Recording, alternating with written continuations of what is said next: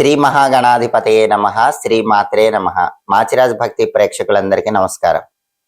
August 21వ తేదీ నుంచి ఆగస్టు 31వ తేదీ వరకు ఈ 11 రోజులు మేషాది ద్వాదశ రాశుల వాళ్ళకి రాశి ఫలితాలు ఏ విధంగా ఉండబోతున్నాయో, ఏ గ్రహాలు అనుకూలంగా ఉన్నాయో, ఏ గ్రహాలు వ్యతిరేకంగా ఉన్నాయో, అనుకూలించే గ్రహాల అనుకూలత పెరగటానికి, వ్యతిరేకించే గ్రహాల వ్యతిరేకతను తగ్గింపజేసుకొని దాన్ని అనుకూలతగా మార్చుకోవటానికి ఈ 11 రోజుల్లో ఏ దేవీ దేవతల ఆలయ దర్శనం చేయాలో, ఏ మంత్రాలు చదువుకోవాలో, ఏ స్తోత్రాలు పఠించాలో, ఏ ద్రవ్యాలు దానం ఇవ్వాలో, గోమాతకు ఎటువంటి ఆహారం తినిపించాలో, ఈ 11 రోజుల్లో ద్వాదశ రాశుల వాళ్ళ రాశి ఫలితాలు ఏ విధంగా ఉండబోతున్నాయో ఈ వీడియోలో మనం తెలుసుకుందాం. తదుపరి మిథున్ రాశి. మిథున్ రాశి వాళ్ళకి ఆగస్టు 21వ తేదీ నుంచి ఆగస్టు 31వ తేదీ మధ్యలో ఈ 11 రోజుల్లో రాశి ఫలితాలు పరిశీలిస్తే ప్రధానంగా 11 రోజుల రాశి ఫలితాలు చూసుకునేటప్పుడు మనం తీసుకోవాల్సిన 4 గ్రహాలు రవి, బుధుడు, కుజుడు, శుక్రుడు. ఈ 4 గ్రహాల్లో సూర్యుడు 3వ స్థానంలో సంచరిస్తూ అద్భుతంగా ఫేవరబుల్ రిజల్ట్స్ ఇస్తున్నాడు. సూర్యుడి బలం మిథున రాశి వాళ్ళకి చాలా బాగుంది. ప్రమోషన్ ప్రయత్నాలు అనుకూలిస్తాయి. ఆఫీసులో బాస్ అనుకూలంగా మారిపోతాడు. కొలీగ్స్ అందరూ మీకు ఫేవరబుల్ గా ఉంటారు. ప్రమోషన్ల కోసం చేసే చిన్న చిన్న ప్రయత్నాలు కూడా అద్భుత ఫలితాలు ఇస్తాయి. మీకు కావలసిన చోటికి హై ప్యాకేజ్తో ట్రాన్స్ఫర్ అయ్యే అవకాశాలు కూడా ఉన్నాయి. అదేవిధంగా రాజకీయాల్లో పదవుల కోసం చేసే ప్రయత్నాలు అనుకూలిస్తాయి. తండ్రితో ఉన్న డిస్ప్యూట్స్ క్లియర్ అయిపోతాయి. తండ్రి తరపు బంధువులతో ఉన్న డిస్ప్యూట్స్ క్లియర్ అయిపోతాయి. వాళ్ళ సపోర్ట్ బాగా పెరుగుతుంది. అలాగే సమాజంలో కూడా మంచి పేరును సంపాదించగలుగుతారు. అనారోగ్య సమస్యలు తగ్గిపోతాయి. ఆరోగ్యం బాగుంటుంది. అగ్రికల్చర్ ఫీల్డ్లో ఉన్న మిథున రాశి వాళ్ళకి బాగుంటుంది. వ్యవసాయంలో ఎక్కువ లాభాలను పొందగలుగుతూ ఉంటారు. ఈ ప్రయోజనాలన్నీ కూడా 3వ స్థానంలో రవి వల్ల మిథున రాశి వాళ్ళు పొందగలుగుతారు. ఈ 11 రోజులు రవి ఎక్సలెంట్ గా పాజిటివ్ రిజల్ట్స్ ఇస్తున్నాడు. బుధుడి సంచారం తీసుకుంటే మిథున రాశి వాళ్ళకి 2, 3 స్థానాల్లో బుధుడు ఉన్నాడు. మొదటి 2 రోజులు 2వ స్థానం, తర్వాత 9 రోజులు 3వ స్థానంలో సంచారం చేస్తున్నాడు. 2వ స్థానంలో బుధుడు ఫేవరబుల్, కానీ 3వ స్థానంలో ఫేవరబుల్ కాదు. కాబట్టి 23వ తేదీ నుంచి 31వ తేదీ వరకు బుధుడి బలం మిథున రాశి వాళ్ళకి లేదు. బుధుడి బలం లేదు కాబట్టి విద్యార్థులు బాగా హార్డ్ వర్క్ చేస్తేనే ర్యాంకులు వస్తాయి. హార్డ్ వర్క్ చేయకపోతే ర్యాంకులు రావు. నిరుద్యోగులు కూడా బాగా కష్టపడి ప్రిపేర్ అయ్యి ఇంటర్వ్యూకి వెళితేనే జాబ్ వస్తుంది, లేకపోతే జాబ్ రాదు.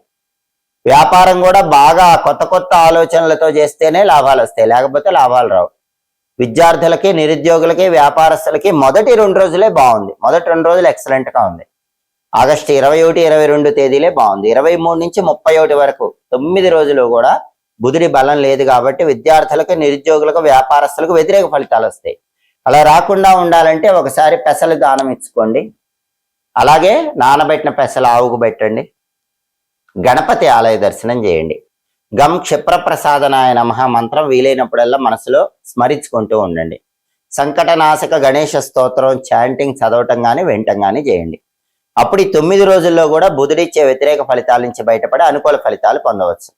అలాగే కుజుడు మిథున రాశి వాళ్ళకి జన్మంలో వ్యతిరేక ఫలితాలు ఇస్తున్నాడు. జన్మం అంటే వాళ్ళ రాశిలోనే ఉన్నాడు. జన్మరాశిలో కుజుడు ఎందుకు వ్యతిరేక ఫలితాలు ఇస్తాడంటే, జన్మరాశిలో కుజుడు ఉన్నప్పుడు ముక్కు మీద కోపం ఉంటుంది. అంతలోనే కోపం వస్తుంది, అంతలోనే తగ్గుతుంది. దానివల్ల అందరితో గొడవలు ఎక్కువయ్యే అవకాశం ఉంది. ఆ ముక్కు మీద కోపాన్ని కంట్రోల్లో ఉంచుకునే ప్రయత్నం చేయాలి. అలాగే మీ రాశిలో ఉన్న కుజుడి దృష్టి వివాహ స్థానం మీద పడుతుంది, సప్తమం మీద పడుతుంది. కాబట్టి లైఫ్ పార్ట్నర్తో గొడవలయ్యే అవకాశం కూడా ఉంది. జన్మంలో కుజుడి వల్ల ఆరోగ్యపరంగా బీపీ పెరిగే అవకాశం ఉంది. ఫ్యామిలీ పరంగా లైఫ్ పార్ట్నర్తో గొడవలు పడే అవకాశం ఉంది. ఈ రకమైన సమస్యలు ఉంటాయి. ముక్కు మీద కోపం ఉంటుంది. కాబట్టి ఇవి తగ్గాలంటే నరసింహస్వామి ఆలయ దర్శనం చేసుకోవాలి. ఓం నమో నారసింహాయ మంత్రం వీలైనన్ని సార్లు స్మరించుకోవాలి. లక్ష్మీ నృసింహ కరావలంబ స్తోత్రం వినాలి. కందులు నానబెట్టి బెల్లంతో కలిపి ఆవుకు పెట్టాలి, లేదా కేజింబావు కందులు దానం ఇవ్వాలి. అప్పుడు కుజుడు ఇచ్చే వ్యతిరేక ఫలితాల నుంచి బయటపడచ్చు. శుక్రుడు మిథున రాశి వాళ్ళకి 4వ స్థానంలో ఫేవరబుల్ గా ఉన్నాడు. కాబట్టి మిథున రాశి వాళ్ళకి వాహన యోగం బాగుంది. 4వ స్థానంలో శుక్రుడు ఉండటం వల్ల కొత్తగా మంచి బైక్ కానీ మంచి కారు కానీ కొనుక్కునే యోగం అనేది బాగా ఉంది. కాబట్టి ఎవరైనా కొత్తగా బండి, కొత్తగా కారు కొనుక్కోవాలనుకుంటే మిథున రాశి వాళ్ళు ఆగస్టు 21వ తేదీ నుంచి ఆగస్టు 31వ తేదీ మధ్యలో ట్రై చేస్తే ఖచ్చితంగా కొనుక్కోగలుగుతారు. అలాగే 4వ స్థానంలో శుక్రుడి వల్ల టెక్స్టైల్, లేడీస్ ఎంపోరియం, బొటిక్ లాంటి వ్యాపారాల్లో కూడా మంచి లాభాలు వస్తూ ఉంటాయి. కళారంగం, సినిమా టీవీ రంగాలు, సంగీత నాట్య రంగాల్లో ఉన్న వాళ్ళు కూడా కొత్త కొత్త అవకాశాలు అందిపుచ్చుకోగలుగుతారు. ఈ ప్రయోజనాలన్నీ కూడా 4వ స్థానంలో శుక్రుడి వల్ల పొందగలుగుతారు. కాబట్టి ప్రధానంగా మిథున రాశి వాళ్ళకి ఆగస్టు 21 నుంచి ఆగస్టు 31 మధ్యలో ఈ 11 రోజుల్లో గ్రహాల సంచారం పరిశీలిస్తే శుక్రుడు ఎక్సలెంట్ గా ఉన్నాడు, రవి ఎక్సలెంట్ గా ఉన్నాడు, కుజుడు మాత్రం బాలేడు. బుధుడు కూడా మొదటి 2 రోజులు బాగున్నాడు కానీ 9 రోజులు బాలేడు. కాబట్టి బుధుడికి కుజుడికి సంబంధించినటువంటి పరిహారాలు చేసుకుంటే మిథున రాశి వాళ్ళకి ఈ 11 రోజుల్లో కూడా చిన్న చిన్న వ్యతిరేక ఫలితాలన్నీ తొలగింపజేసుకొని వాటిని అనుకూల ఫలితాలుగా మార్చుకోవచ్చు. లక్ష్మీదేవికి ఎంతో ప్రీతిపాత్రమైన మాసం శ్రావణ మాసం. శ్రావణ మాసంలో లక్ష్మీ కటాక్షం కలగాలంటే మహిళలు తప్పకుండా ద్వారలక్ష్మి పూజ చెయ్యాలి, పసుపు కొమ్ముల పూజ చెయ్యాలి. ఈ రెండు కూడా శ్రావణ మాసంలో చాలా శక్తివంతమైన పూజలు. ద్వారలక్ష్మి పూజ అంటే గడపకు పూజ చేయటం అని అర్థం. ఎప్పుడైనా సరే శుక్రవారం పూట ఆడవాళ్ళు గడపకు పూజ చేస్తారు, కానీ శ్రావణ మాసం లక్ష్మీదేవికి చాలా ఇష్టమైన మాసం కాబట్టి ఈ మాసంలో శుక్రవారాలు గాని గురువారాలు గాని ద్వారలక్ష్మి పూజ అనే పేరుతో గడపకు పూజ చెయ్యండి. గడప పూజ ఎలా చేయాలి? ఎప్పుడైనా గడప పూజ చేసేటప్పుడు ముందుగా గడపని నీళ్లతో శుభ్రం చేసుకోవాలి. ఆ తర్వాత పాలతో గడపని కడగాలి. పాలతో కడిగిన తర్వాత మళ్ళీ నీళ్లతో శుభ్రం చేయాలి. ఆ తర్వాత గడపకు పసుపు రాసి కుంకుమ బొట్లు పెట్టాలి. ఆ తర్వాత గడప దగ్గర దీపం వెలిగించాలి. మట్టి ప్రమిదలో నువ్వుల నూనె పోసి గడప దగ్గర దీపం పెట్టాలి. గడపకి పుష్పాలు అలంకరణ చేసి గడప దగ్గర ఓం ద్వారలక్ష్మి నమో నమః అనే మంత్రాన్ని 21 సార్లు చదివి అక్కడ ఏదైనా పండు గాని బెల్లం ముక్క గాని నైవేద్యం పెట్టాలి. ఆ గడపకి వీలైతే హారతి కూడా ఇవ్వవచ్చు. దీన్నే ద్వారలక్ష్మి పూజ అనే పేరుతో పిలుస్తారు. గడప అంటే సాక్షాత్తు లక్ష్మీ స్వరూపం. శ్రావణ శుక్రవారాలు ఖచ్చితంగా ద్వారలక్ష్మి పూజ చేస్తే లక్ష్మీదేవి ఆనందంతో మీ గృహంలోకి ప్రవేశిస్తుంది. అలాగే శ్రావణ మాసంలో లక్ష్మీ కటాక్షాన్ని కలిగింపజేసే ఇంకొక అద్భుతమైన పూజ పసుపు కొమ్ముల పూజ.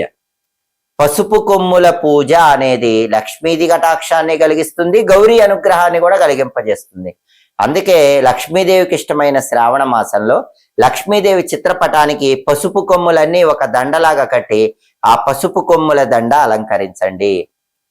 ఒక్కొక్క పసుపు కొమ్ము లక్ష్మీదేవి ఫోటో దగ్గర పెడుతూ లక్ష్మీ అష్టోత్తరం చదవండి. దానివల్ల లక్ష్మీ కటాక్షం కలుగుతుంది. 108 పసుపు కొమ్ములు పెడుతూ లక్ష్మీ అష్టోత్తరం చదివితే అద్భుతమైన ఫలితాలు కలుగుతాయి. అయితే 108 పసుపు కొమ్ములతో లక్ష్మీ అష్టోత్తరం మొత్తం చదువుతూ పూజ చేయలేని వాళ్ళు దానికి ప్రత్యామ్నాయంగా కొన్ని పసుపు కొమ్ములు తీసుకొని ఆ పసుపు కొమ్ముల దండ లక్ష్మీదేవి ఫోటోకి అలంకరించి ఆ తర్వాత ఓం శ్రీం శ్రీ అయి నమః, చాలా శక్తివంతమైన మంత్రం. ఈ మంత్రం చదువుతూ 21 పసుపు కొమ్ములతో లక్ష్మీదేవిని పూజించండి. ఓం శ్రీం శ్రీ అయి నమః ఈ మంత్రం చదువుతూ ఒక్కొక్క పసుపు కొమ్ము లక్ష్మీదేవి ఫోటో దగ్గర ఉంచండి. ఈ పూజకైతే 21 పసుపు కొమ్ములు వినియోగించుకోవచ్చు. ఆ తర్వాత హారతి ఇచ్చి తీపి పదార్థం నైవేద్యంగా సమర్పించండి. ఈ పసుపు కొమ్ముల పూజ కూడా శ్రావణ శుక్రవారం చేసుకోవచ్చు, శ్రావణ గురువారం చేసుకోవచ్చు, శ్రావణ మాసంలో ప్రతిరోజు చేసుకోవచ్చు. ఈ పసుపు కొమ్ముల పూజ మాత్రం కేవలం లక్ష్మీదేవి ఫోటో పెట్టాలని లేదు, గౌరీదేవి ఫోటో పెట్టుకోవచ్చు, ఏ అమ్మవారి ఫోటో పెట్టుకునైనా పసుపు కొమ్ముల పూజ చేసుకోవచ్చు. కానీ ఖచ్చితంగా శ్రావణ మాసంలో ఇల్లంతా సంపదలతో తొలతూగాలంటే ద్వారలక్ష్మి పూజ, పసుపు కొమ్ముల పూజ తప్పనిసరిగా చేసుకోండి. శ్రావణ మాసంలో ఆడవాళ్ళు కొన్ని నియమాలు తప్పకుండా పాటించండి. పగటి పూట నిద్రపోకండి. అలాగే తొలి సంధ్యలో మలి సంధ్యలో నిద్రపోకూడదు. అంటే సూర్యోదయానికి పూర్వమే నిద్ర లేవాలి. సంధ్యాకాలంలో నిద్ర పోకూడదు. ఈ నియమం ఆడవాళ్ళు పాటిస్తే లక్ష్మీ కటాక్షం కలుగుతుంది. శ్రావణ మాసంలో ఇల్లంతా శుభ్రంగా ఉంచుకోండి, బూజులు లేకుండా చూసుకోండి, ఇంట్లో పండ్లు కుళ్ళిపోకుండా చూసుకోండి. శ్రావణ మాసంలో సంధ్యాదీపం ఖచ్చితంగా పెట్టండి. సహజంగా అందరూ కార్తీక మాసంలో గుమ్మానికి ఇరువైపులా మట్టి ప్రమిదల్లో దీపాలు వెలిగించుకుంటూ ఉంటారు. అయితే శ్రావణ మాసంలో మాత్రం సంధ్యా సమయంలో అంటే సూర్యాస్తమయానికి ముందు ఖచ్చితంగా మీ పూజ గదిలో దీపం వెలిగించుకోండి. అలా వెలిగించుకుంటే ఈ సంధ్యాదీపం వల్ల లక్ష్మీదేవి తొందరగా అనుగ్రహిస్తుంది. అలాగే శ్రావణ మాసంలో ఎట్టి పరిస్థితుల్లో మహిళలు జుట్టు విరబోసుకొని ఉండకండి. ఈ నియమాలు పాటిస్తే లక్ష్మీ కటాక్షం కలుగుతుంది. స్త్రీ కంట కన్నీరు రాకూడదు. శ్రావణ మాసంలో స్త్రీ కంట కన్నీరు వస్తే ఆ ఇంట్లో లక్ష్మి నిలబడదు. ఈ నియమాలు పాటిస్తూ లక్ష్మీ కటాక్షానికి ప్రతి ఒక్కరూ శ్రావణ మాసంలో చాలా సులభంగా పాతులకండి. అసలు ఈ శ్రావణ మాసంలో ప్రతిరోజు కూడా సాయంకాలం పూట కనకధారా స్తోత్రం చాంటింగ్ ఇంట్లో పెట్టుకోండి, శ్రీ సూక్తం చాంటింగ్ ఇంట్లో పెట్టుకోండి, అష్టలక్ష్మి స్తోత్రం చాంటింగ్ ఇంట్లో పెట్టుకోండి. ఈ చాంటింగ్స్ వైబ్రేషన్ ఇంట్లో ఉంటేనే చాలు, ఆ ఇంట్లో కాలి అందెలు గల్లు గల్లుమని లక్ష్మీదేవి ఆనంద తాండవం చేస్తుంది. వీలైతే శ్రావణ మాసంలో మంగళవారాలు కానీ శుక్రవారాలు కానీ గుగ్గిలం ధూపం వేయండి. ఇవన్నీ చేసుకోండి, లక్ష్మీ కటాక్షానికి సులభంగా పాతులకండి. ఎప్పటికప్పుడు దినఫలాలు, 10 రోజుల ఫలితాలు, మాస ఫలితాలు, సంవత్సర ఫలితాలు, గ్రహాల సంచారంలో వచ్చే మార్పును బట్టి ఫలితాలు తెలుసుకోవాలనుకుంటున్నారా? అయితే మాచిరాజు భక్తి ఛానల్ తప్పకుండా చూడండి. మా వీడియోస్ మీకు నచ్చినట్లయితే మా ఛానల్ లైక్ చేయండి, కామెంట్ చేయండి. మా ఛానల్ వీడియోస్ 10 మంది మిత్రులకు షేర్ చేయండి. మా ఛానల్ సబ్స్క్రైబ్ చేసుకోండి. పక్కన ఉన్న బెల్ సింబల్ నొక్కటం మాత్రం మర్చిపోకండి. సర్వే జనాః సుఖినో భవంతు. స్వస్తి.